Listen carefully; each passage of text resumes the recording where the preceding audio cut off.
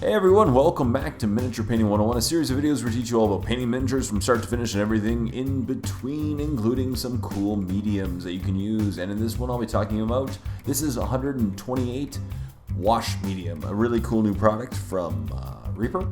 It's kind of similar to a glaze medium, but has a slightly different surface tension, so it makes more of a wash or shade as opposed to a glaze. That's why it would be a glaze medium. So today we'll be applying a blue tone to this granite. So we're using Cantor Blue.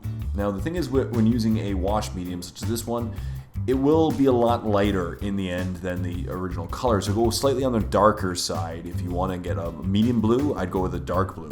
And we'll be using wash medium. As I said, it's a new product from Reaper, and I'll show you just quick tips on how to use it today. So of course, as always, as I said, go slightly on the darker side, because as you see, when you're applying the wash, it will be significantly lighter than the Cantor Blue. So we'll start with the Cantor Blue, and as I said, I want to apply a blue tint to this miniature, so I will be applying this shade or wash over the entire miniature, and then doing just a quick dry brush over it, so that way in the end it'll have a much more bluish, coldish feel to it. So I'll just take a couple quick brushfuls and apply it to my wet palette here. And that's all the amount of paint I'm going to use. And I'm basically going to apply three quick drops, maybe 4, of water. And basically it's going to be an equal mix of water to wash medium. I've tried this with a bunch of different combinations. I just find a 1-1 mix of water to wash medium to thin it down provides the best results and has the best surface tension to it. And it tends to dry relatively quick, much quicker than a glaze medium, so I find it has much less drying retardant to it. And so I'll take my wash medium and add 3 or 4 drops of wash medium, as I said, an equal ratio of wash medium to water to thin it down. You can also do like 2 or 3 drops if you want. I'm using about 3 or 4 drops, that's okay.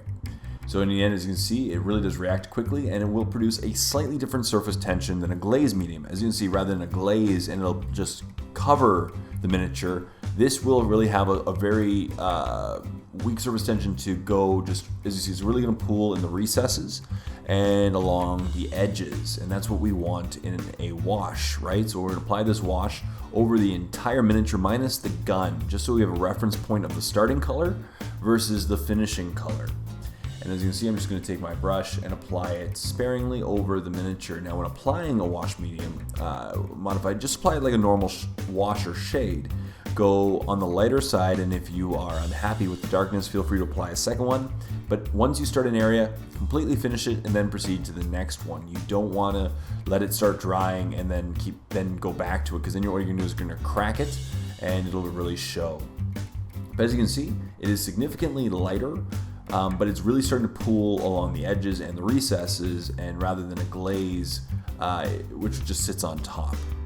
But as you can see, it's quite transparent, and I actually really like it. And you can use a wash medium to create a variety of washes that you don't normally have access to, and that's actually why I would highly recommend this wash medium from Reaper. Is it allows you to create your own tones, and you can use those to really interact with your base coats to create a variety of colors. So as you can see, I'm just going to apply it over the entire miniature, but as you can see, it's very, very thin surface tension, and it's going on quite nicely. And after it's completely dry, here's what the miniature looks like. And as you can see, it really pooled towards the recesses and the edges, and it had a slightly shiny, slightly more gloss finish than a normal shade. So now we're just going to take our dry brush and use some Iron Breaker, and we're going to do a quick dry brush over the entire miniature. Or over the entire armor, and we're going to bring back that metallic shine to it. But as you can see, it's going to have a really nice bluish, cold tone to it now, especially in the recesses and the edges.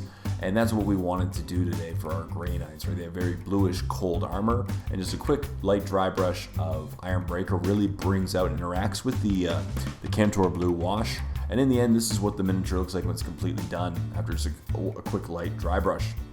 So as you can see now, it has a significantly bluer, colder tone to it. As you can see, the gun, which was untouched, is just the pure silver, and it is much more has a much more silvery tone versus the miniature, which has much more of a bluish tone to it. And that's basically it. So I highly recommend using a wash medium, a 1-to-1 mix of water to wash medium to thin it down. Go in very thin coats, and you can create your own coats. And that's the beauty of a wash medium.